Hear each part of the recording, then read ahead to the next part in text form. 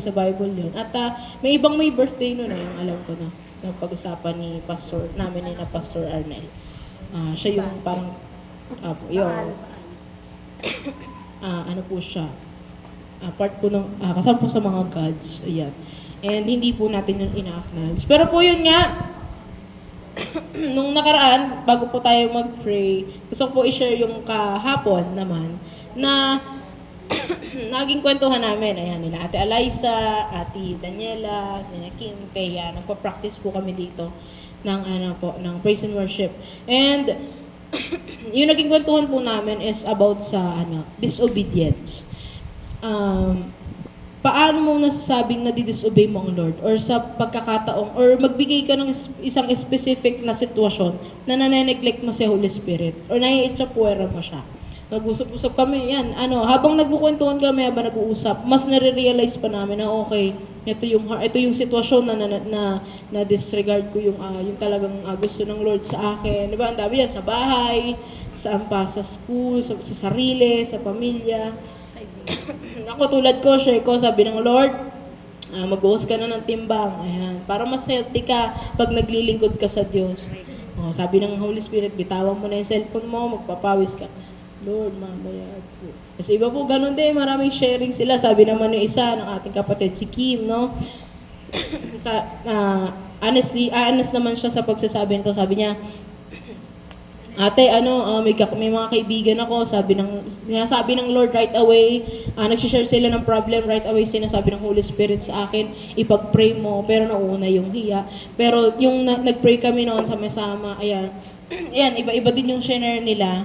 Talagang merong mga sitwasyon sa buhay nating na neglect ang Holy Spirit.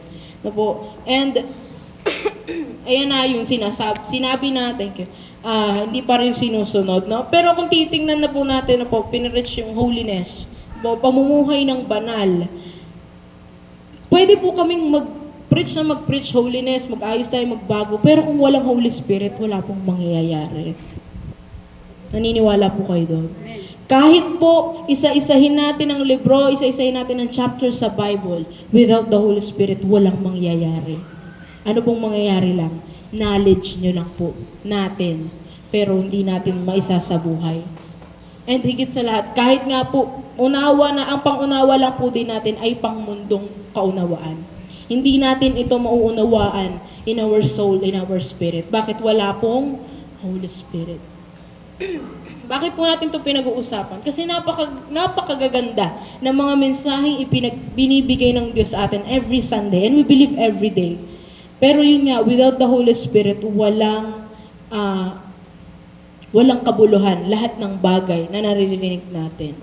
So this morning, we will talk about God being God in your life. So yung title po natin, Let God be God in your life.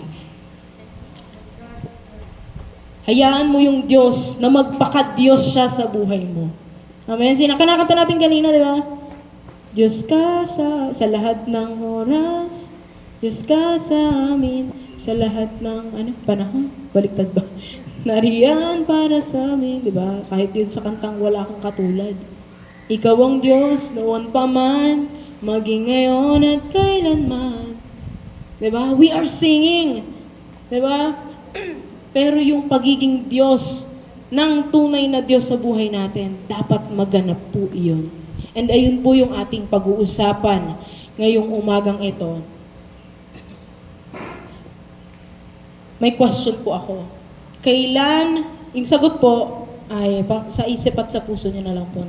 Kailan po yung huli na nanalangin ka para kumonsulta sa Diyos? Hindi po ito yung prayer na, Lord, guide me, Lord, protect me, Lord, provide mo po ito, Lord, turuan mo ko. Hindi. Ano po o kailan po yung panahon, yung huling beses na sinabi mo sa panalangin mo, yung umupo ka, wala kang ibang ginagawa, walang cellphone, walang anything, you're just sitting and holding your Bible and you pray, Lord, ano pong pinagagawa mo sa akin? Kailan po yung huli na ginawa niyo po iyon? Ask yourself, kailan nga self? Kailan nga ba? Ayan. You can answer it sa puso nyo. Ayan. Kailan yung panahon na yun o yung pagkakataon na yun. Sige po, let us rise. Tayo po tayo at we will pray. Yan. Purihin ka, O Diyos, dakilain ka, sambahin ka. Salamat po sa napakagandang umaga na ipinagkaloob mo po sa amin. Salamat po, Panginoon, dahil dinala mo kami dito ng ligtas. Ngayong umagang ito, Panginoon, patuloy ka naming papupurihan, patuloy ka naming pasasalamatan. Hayaan mo po, Banal na Espiritu, ikaw ang magturo sa amin ng mga mensahe na aming maririnig. Hayaan mo po maging personal yung aming matatanggap, O Diyos. Maraming salamat po for giving us spiritual food, Lord, para po magamit namin maisabuhay sa araw-araw. Maraming salamat po, Panginoon, dahil hindi ka nagkukulang. Hayaan mo po, Panginoon, yung maririnig namin ngayong umagang ito ay maging blessing sa buhay namin. At sa bagay po na iyon, kami rin po ay maging pagpapala sa buhay ng iba, especially sa simbahan na ito, Panginoon. Maraming salamat, O Diyos, sa iyo po ang patuloy na pagbibigay ng kapurihan, pasasalamat, kaluwalhatian. In Jesus' name we pray. Amen. Sige po, bago po tayo mag-upuan, basahin po natin, nandiyan po yung scripture. Hebrews chapter 10, verses 1 to 7. Sige po.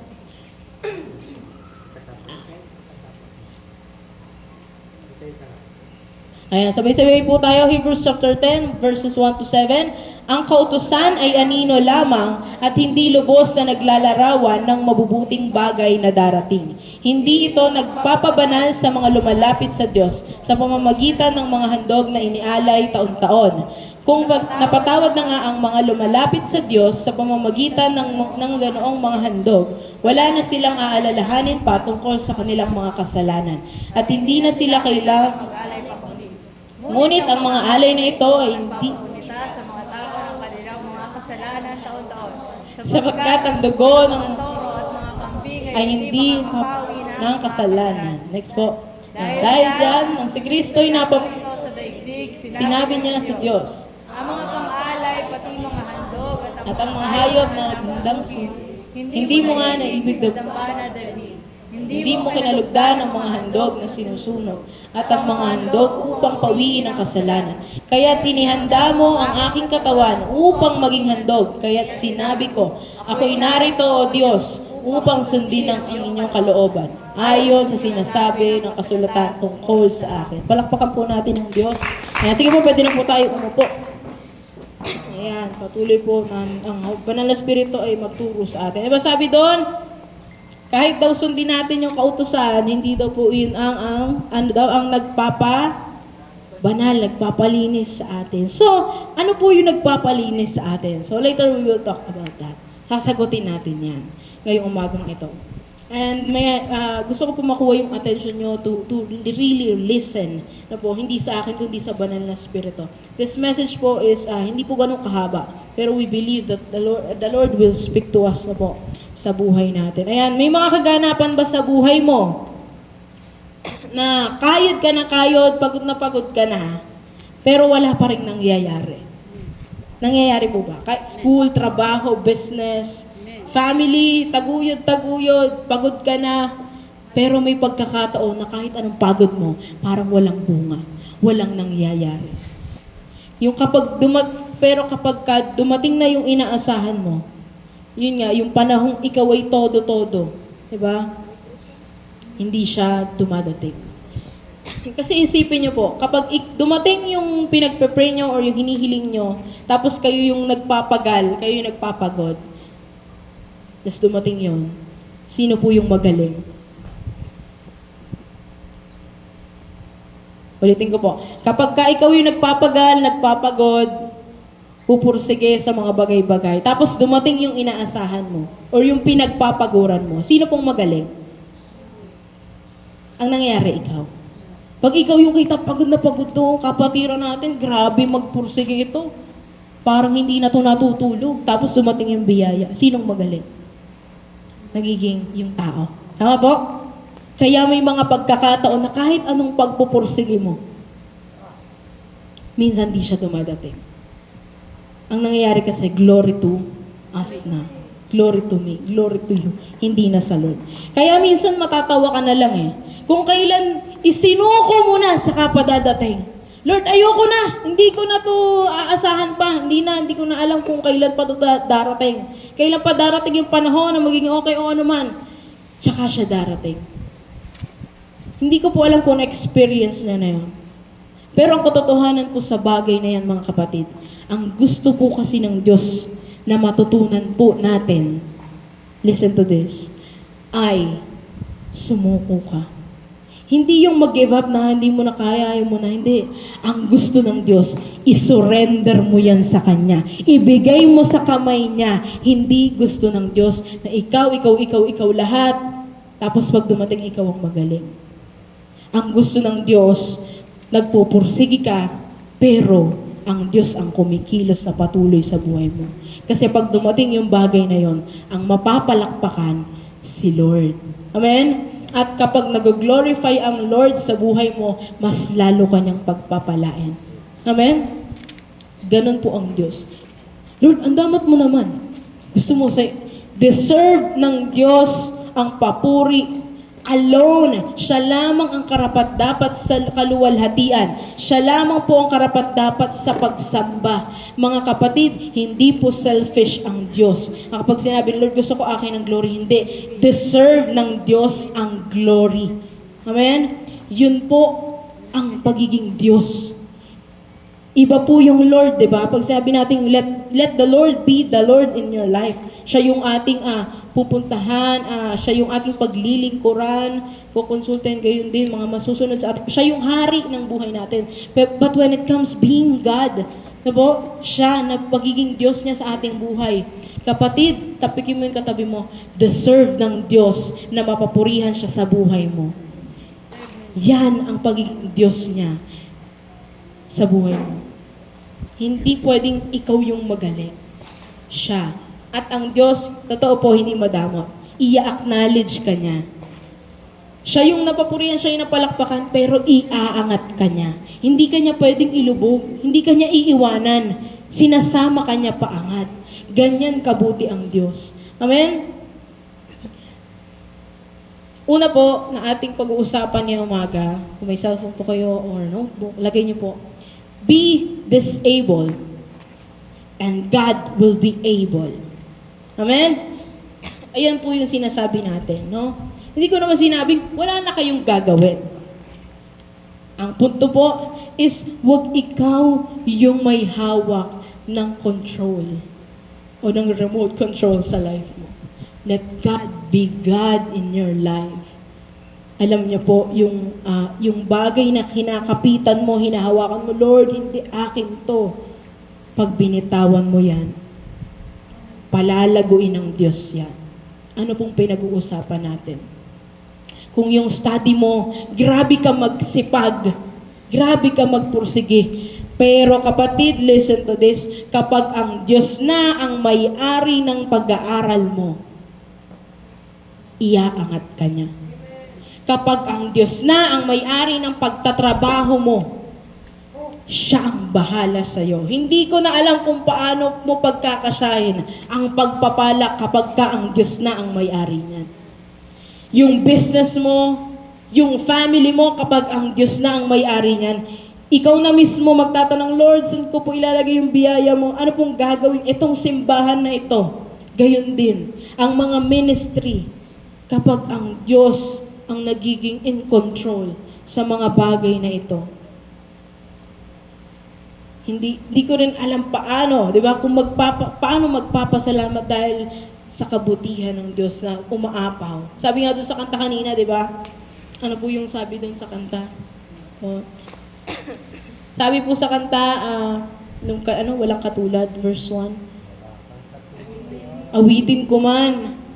Lahat ng awit sa mundo, hindi kayang ilarawan, di ba?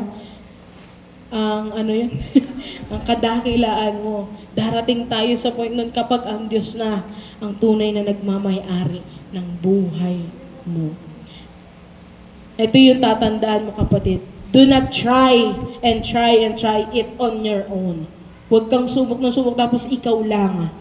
Let God be God in your life. Amen? Dahil siya, kaya niya. Amen? Ikaw, meron kang bagay na kaya at meron kang hindi kaya. Pero ang Diyos, lahat kaya niya. Kaya wala kang ibang pagkakatiwalaan kundi sino? Yung may kakayanan. Amen po? Kung gusto mo magpayaman, hindi po masama. Diba? Kung gusto mo yung relationship, yung growth sa relationship mo, sa someone you love, sa family mo, sa friends mo, sa church na ito, yung gusto mo makagraduate, gusto mong ma-promote, gusto mo sagutin ka na ng nililigawan mo, kung naliligaw, kung sino man dyan nililigaw, di ba?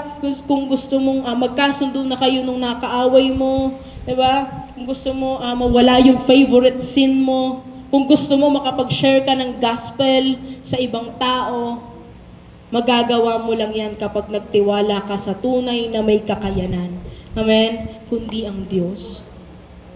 Alam niyo po, huwag niyo pong isipin na parang, ay, toxic yung gusto magpayaman. Hindi masama magpayaman, pero huwag mong gagawin Diyos yung kayamanan.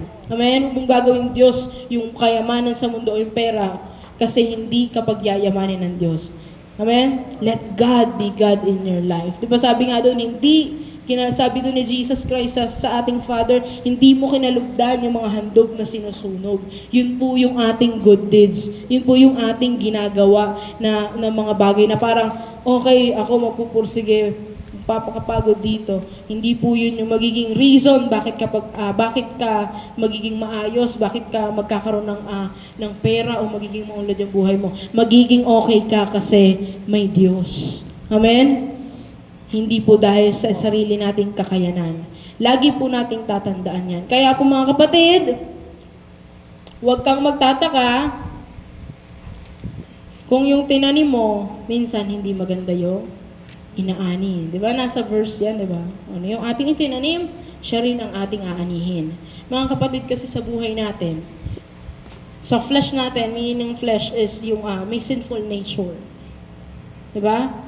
Hindi natin kayang maging kalugod-lugod sa Diyos ay maging pleasing without Jesus. Amen po? Kaya yung itanim mo, salita ng Panginoon, itanim mo kabutihan ng Panginoon, itanim mo kaisipan ng Panginoon, lahat galing sa Lord.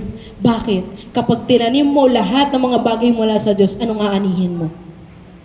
Yung mga bagay na pang Diyos. Amen? Kaso kung ikaw sa buhay mo ang itinatanim mo, sarili mong salita, sarili mong lakas, sarili mong galing, sarili mong kaisipan, darating ka sa point, Lord, bakit yung inaani ko hindi maganda? Again, if it is sa sarili mong kakayanan, sarili mong lakas, hindi magtatagumpay ano man yung ginagawa mo. Kailangan natin ang Diyos. Sabihin mo sa katabi mo, kailangan mo ang Diyos. Kumustahin mo rin yung sarili mo. Kumusta yung inaani ko ngayon? Ayos ba? Diba? Okay ba? O di masyado? Kapag hindi masyado, yung inaani mo, walang nagbabago, walang magandang nangyayari, baka panahon na para palitan mo yung itinatanim mo. Amen? Kung ramdam mo, kapatid, huwag tayong magplastikan dito. Huwag tayong dito, yung pagpa-baby, mag-sugarcoat. Kung yung nararanasan mo sa buhay mo hindi maganda, yes, ginagamit ng Diyos para ikaw ay lumago, para ma-mold, para madisiplina.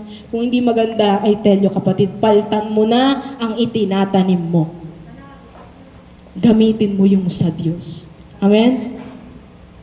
Ang Diyos open siya, wide open kapatid. He is ready to help us. Amen? Pero wag po kayong magsa-self-pity mga kapatid. Ay, ang hirap nung pinagdadaanan ko.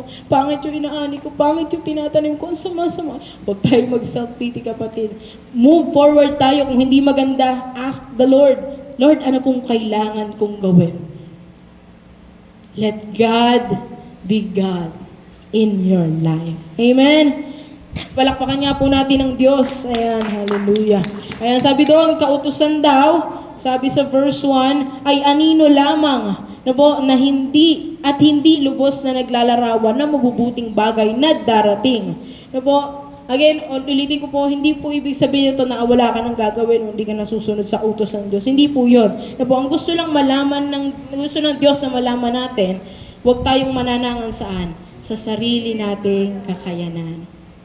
Gamitin mo yung gift na ipinagkaloob niya sa'yo at patuloy na si Lord yung aasahan natin. Sa bagay na po, pag yun nag-combine, sabog ang biyaya, sabog ang kalooban mo sa galak at sa kapayapaan. Gayon din sa pagmamahal. Amen. Sabi nga sa Romans chapter 11, verse 36, nagmula sa Diyos sa pamamagitan niya at para sa Kanya ang lahat ng bagay. All glory to be our God. 11:36 po. Nagmula sa Kanya, sa pamamagitan niya at para sa Kanya. Napakagandang verse ito. I apply this sa lahat ng pagkakataon sa buhay ko.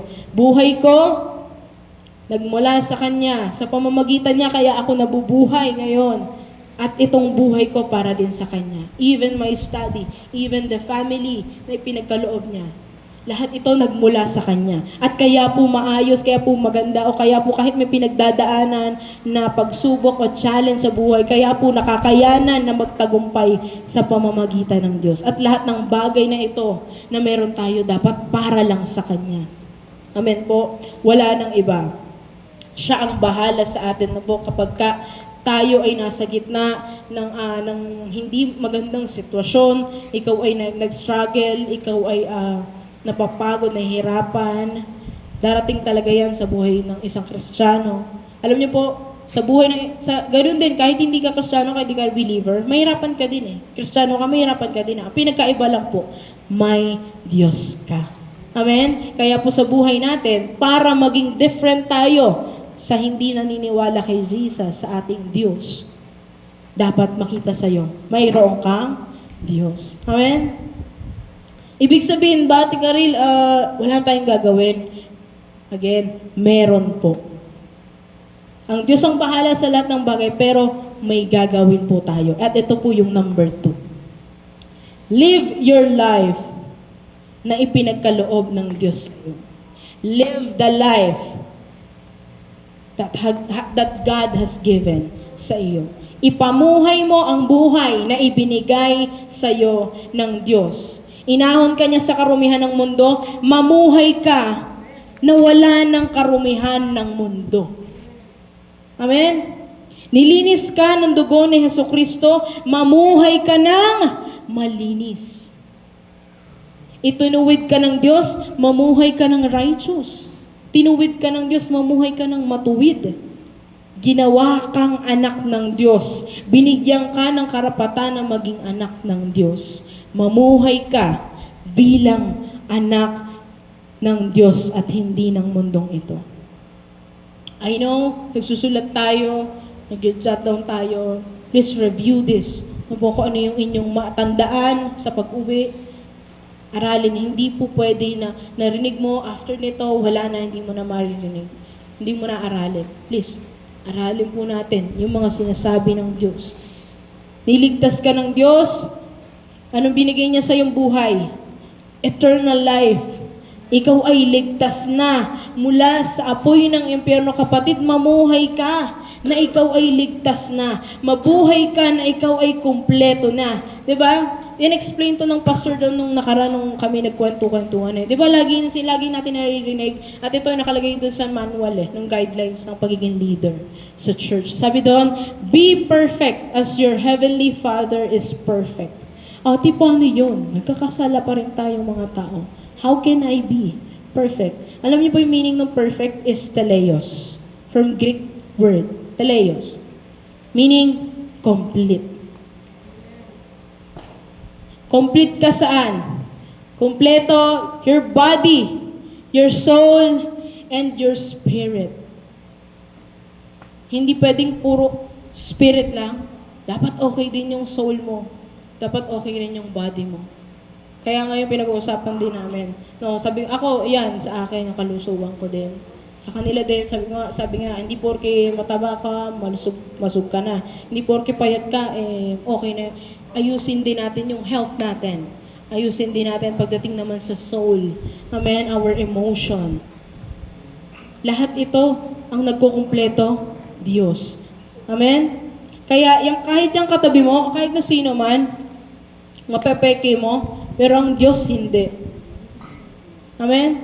Never natin ma-fake ang Lord. And minsan, di ba, madidiscern mo yan sa kapatiran.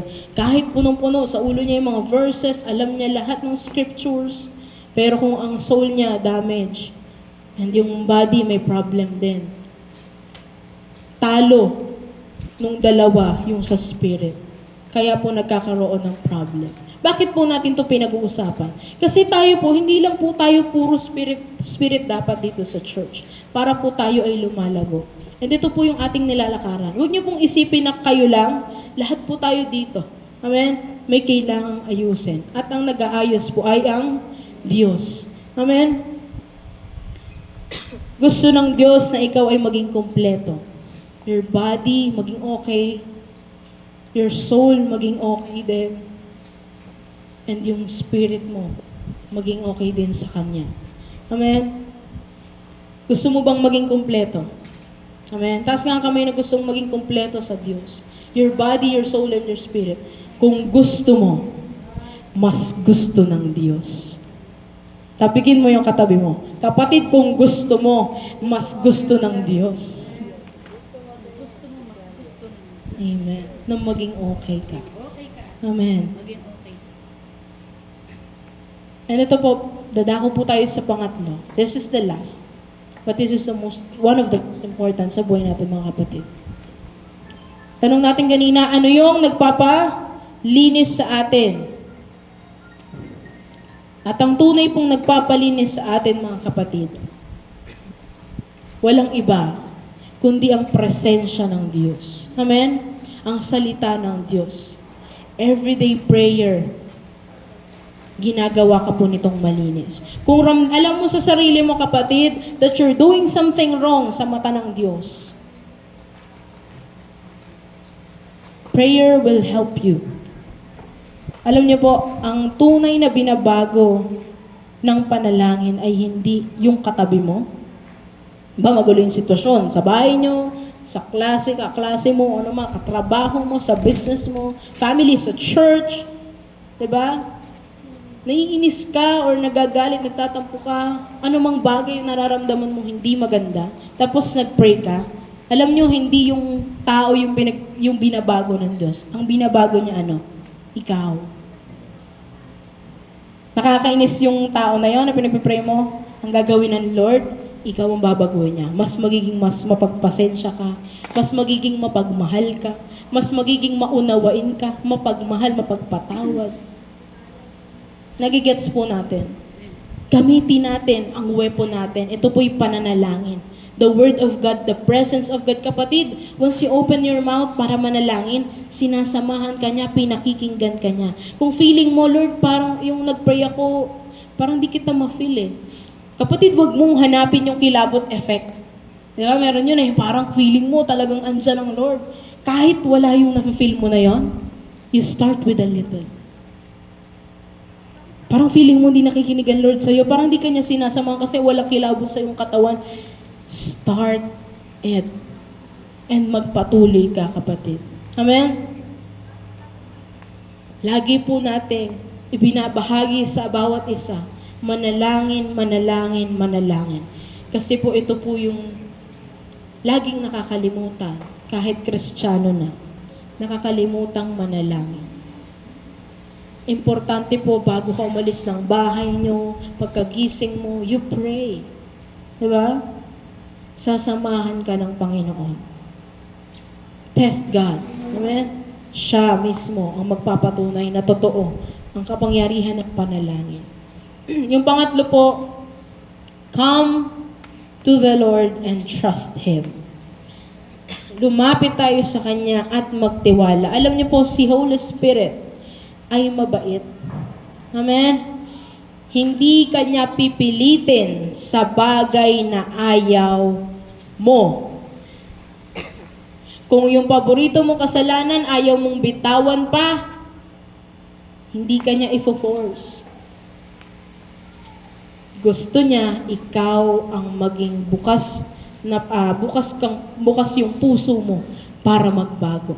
Kung ayaw mong maging kabati yung sino man yung nagiging kaaway mo, Holy Spirit, hindi ka niya i-force na, oy! Pero may conviction. Diba? Pero hindi ka niya na, hindi tayo kasi robot eh. We have, yung freedom na mamili, magdesisyon. Diba? Meron tayong karapatan at pinagkaloob ng Diyos. Yung pagpili, pagdesisyon, pagmulat ng mata mo, desisyon na agad yun, tama po, pagising, babangon na ba o 5 minutes pa? Diba? Babangon na ba o iidlip pa? Diba po? Pagkamulat mo, pray mo na ba o cellphone? Check lang ng oras, ti. Tapos pag-check mo ng oras, nakita mo may message, di, dire-diretso na. Alam niyo po, ang tunay na nakakilala din sa ating mga sarili ang Diyos lamang po. At syempre, ikaw din. Pag alam mo ikaw ay mabilis matukso, iwasan mo na rin yung mga bagay. Ilapit mo sa Diyos yung bagay na yun. Lord, pagkagising, kahit po oras, di ko muna titingnan. Pray lang. Amen? Hindi naman po kailangan ng super haba eh. No? Kahit nga ba, pray ka, yan, dyan. Tapos pag nabiyahe ka na, pwede ka rin mag-pray. Tama po?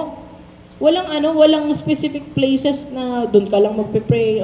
Hindi, kahit nasan ka, you can pray. Pero yung pagkagising mo sa umaga, do it. Magpasalamat ka, humingi ka ng protection, ng gabay. Amen? Lumapit tayo sa Diyos. Diba sabi ni Pastor Steve? Si Pastor Steve po, yung nakakasama po natin dito, si Pastor Robert po. Pastor Robert, yung nagpipreach po dito. Esteban po, opo. Marami po kasi siyang kapangalan. Kaya po, Steve na lang. Ayan. Doon po din siya kilala. Ayan, sabi niya nung nag-preach siya dito, di ba, sabi niya, ayaw ng Diyos ng pilit. Amen. Ayaw ng Diyos na pilit. Ayaw ng Diyos na mamahalin mo siya na napilitan ka lang. Ayaw ng Diyos na susunod ka kasi napilitan ka lang. Kaya napakabait ng Holy Spirit, napakabait ng Diyos. Hindi ka niya pipilitin sa bagay na hindi mo gusto. Ayaw mo ng time sa Lord? Sige, hayaan ka niya sa impyerno. Kasi sa heaven, mga kapatid, eternal, 24/7, kasama mo ang presensya ng Diyos physically. Kasama natin siya. Actually, wala nang ang body, di ba, diba? Pagka yan na, glorious body, ando na tayo, yung soul natin. Ito po, kinaklaro lang po natin. Po. Hindi ko sinasabing, ay, napakasalbahan naman ng Ate Karil. Tumanggap na ako kay Jesus Christ, langit na ako. Kapatid, makikita po yan sa buhay mo. Kung ikaw dito pa lang sa lupa, ayaw mo nang magbigay ng oras sa Diyos, paano pa sa langit? Wala nang oras na hindi natin kasama ang Diyos. Tama po? Pagising mo, wala nang tulugan doon. Di ba? Sabi kasi sa Revelation, di ba? Oras-oras, anong binabanggit? Papuri sa Diyos, purihin ng Diyos, dakilain ng Diyos. Wala tayong ibang gagawin doon kundi mag-worship, umawit, papurihan ng Diyos. Pero kung dito pa lang sa lupa, you don't know how to praise God. You don't know how to worship God. You don't know how to clap for God. Paano pa sa langit? That's the question sa'yo, kapatid. Hindi mo nga maitalon yung paa mo sa pag-awit. Hindi po namin tulad po ng ibang mga kalagayan. Hindi po, nasa puso po yan eh. Tama po? What I'm trying to say, ano yung kaya mong gawin na best para sa Lord? Pag hindi mo kayang ibigay dito pa lang sa lupa, paano pa sa langit? You cannot tell anyone, sa langit ang gusto ko, pero hindi ka nagbibigay ng oras sa Panginoon. That's the word of God para sa iyo ngayong umagang ito. Sabi ng Diyos, di ba? Ang sabi ni Santiago sa James chapter 4 verse 8, come near to God, lumapit ka, at siya rin mismo lalapit sa iyo. Hugasan mo ang kamay mo, iate tayo ng mga makakasalanan, di ba? Purify our hearts, tayong mga marurumi ang isip at puso. Alam niyo po kapatid, ikaw, turo mo sarili mo, ikaw, ako mismo, ayan. Ikaw ang mag-determine ng level ng closeness mo sa Lord. Kasi ang Diyos nandyan lang, naghihintay sa'yo. Pero yung decision mo, kung magbabasa ka ba, magpe-pray ka ba, o mamaya na lang, attend ka ba, o next week na lang, nasa sayo yung desisyon na yon. Kahit napakaraming sitwasyon sa paligid mo, kailangan to, kailangan to, kailangan to, ikaw pa rin ang magdidesisyon sa sarili mo na masusunod kung saan ka, anong gagawin mo. Ang Diyos, tutulungan ka lang niyang magbibigay siya ng desisyon na tama. Pero after mo magdesisyon, yung patutunguhan ng desisyon mo na yon, ang may hawak po ng Diyos, hindi ikaw. Kasi gusto mo, dito po muna, after ng decision mo, ang masusunod ang Diyos, hindi ikaw. Ano yung consequences o blessing, ang Diyos po ang nasusunod sa bagay na yun. Ano po? Kung naisip mo ikaw sa sarili mo, bakit parang ang layo ng Diyos sa'yo? Kapatid, hindi ang Diyos ang malayo. Ikaw ang malayo sa Diyos. Yan. Commercial. Again, kung nafe-feel mo, parang ang layo ng Diyos sa akin, kapatid, let me correct that thought. Hindi ang Diyos ang malayo. Ikaw. And ang Diyos, again, hindi siya madamot sa presensya niya. Pagbukas ang puso mo para papasukin siya, He will come. Amen? Sabi doon, no, lumapit ka at siya'y lalapit. Amen? Kailangan gusto ng Diyos may permiso mo. Ayaw ng Diyos ng pilit na pagmamahal, pagsunod. Amen? Pinag-usapan din namin ito kagabi, no po? Pag nane-neglect mo ang Holy Spirit, tulad ng sabi, pag-pray mo yung kausap mo, nag-share siya ng problema sa'yo. Lord, naiya ako sa loob-loob mo, hindi ko magawa. Ang gawin, hindi mo na nasunod. The next hours, the next days, the next mga linggo na nadaraan, mafe-feel mo yan. Parang wala. Parang hindi mo feel si Lord. Hindi mo feel si Holy Spirit. Bakit? Hindi po siya nawala. Ang nangyari po, na-neglect mo lang siya. Ano po? Again, ikaw, desisyon mo ang batayan kung gaano ka magiging malapit sa Diyos. Kung gaano ka magiging close sa Diyos. It's your decision. Amen? Naghihintay lang siya. Kaya lumapit ka, kapatid. He is ready to accept you. He is ready to help you. Tutulungan ka niya. Ready siya na iahon ka kung saan ka man nalulubog ngayong oras na ito. He is ready to rescue you. Napakabait ng Diyos natin. Huwag mong iisipin, baka husgahan ka niya. Natatakot ka kasi nagkamali ka. Kapatid, lapit ka kahit gaano ka karumi. Ang Diyos kapag nilapitan mo, lilinisin ka niya. Amen? Hindi ka niya huhusgahan. Hindi ka niya pagagalitan. Alam niyo po bakit nagbabago ang tao? Hindi sa pagpapagalit ng Diyos. Ikaw mismo, kaya ka nagbabago. Nakita mo, grabe ang pagmamahal sa iyo ng Diyos. Hindi niya deserve ang katigasan ng ulo. Ganon nagbabago ang tao. Ganyan kabuti ang Diyos. Sa tulong ng banal na Espiritu. Ayan, kaya po tayo nagbabago. Ano po? Sabi ni Jesus Christ sa Father, di ba? Kaya't inihanda mo ang aking katawan upang maging handog. Jesus Christ Himself, mga kapatid, Diyos siya na bumaba sa atin dito sa lupa. Sabi doon sa verse 7, kaya't sinabi ko, ako'y narito, O Diyos, sinasabi niya to sa ating Father God, sa ating Ama, upang sundin ang kalooban mo. Ayon sa sinasabi ng kasulatan tungkol sa akin, sumunod ang ating Panginoong Hesukristo upang maging alay sa kasalanan na meron tayo. Kaya kapag nag-pray tayo, tapos sinagot ng Lord, dahil po iyon sa ginawa ng ating Panginoong Hesukristo.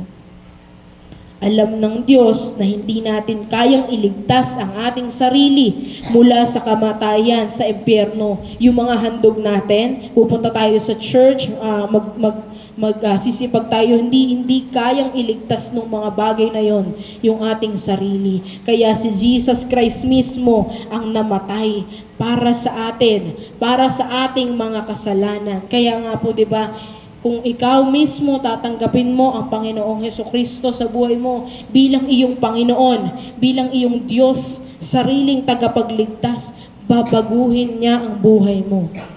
Liligtas ka niya. And I know, gusto mo na makasama ang ating Panginoon, ang ating Diyos sa langit. Kung gusto mo, kapatid, mas gusto ng Diyos. Amen? Hindi lang ikaw ang may gusto, kundi siya. Kaya ang dapat mong gawin, ano yung sabi doon? Number 1, be disabled. Lose yourself doon sa mga bagay na ikaw ay nakakontrol. Be disabled and God will be able. Amen? Sa iyong buhay. Pangalawa po, live the life that God has given. Amen? Pangatlo po, come to the Lord and trust Him. Sa ating po pagtatapos, Kawikaan, chapter 3, verse 5 to 6. Lagi po nating naririnig ito. Amen? Magtiwala tayo sa ating Panginoon. Magtiwala tayo kay Yahweh. Buong puso at lubusan. At huwag kang mananangan sa sarili mong kakayanan o karunungan sa lahat ng bagay, mga kapatid, na ating ginagawa. Siya ang ating alalahanin.